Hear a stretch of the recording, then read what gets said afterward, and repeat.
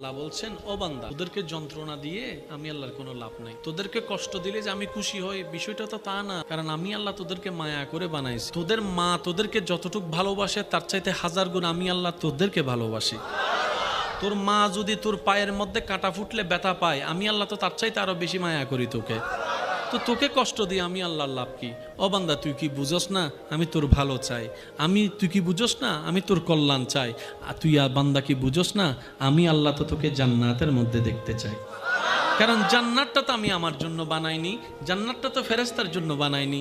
আমি চাই আমি আল্লাহ যে জান্নাত বানিয়েছি সেই জান্নাতের মধ্যে তোরা থাকবি, তোরা ঘুরবি, তোরা খাবি, তাইলে তো আমি আল্লাহ খুশি হব। মা ইয়াফআলুল্লাহু বিআযাবিকুম ইন শাকারতুম ওয়া আমানতুম। ও বান্দা, তোদেরকে আযাব দিয়ে আমি আল্লাহ লাভ কি?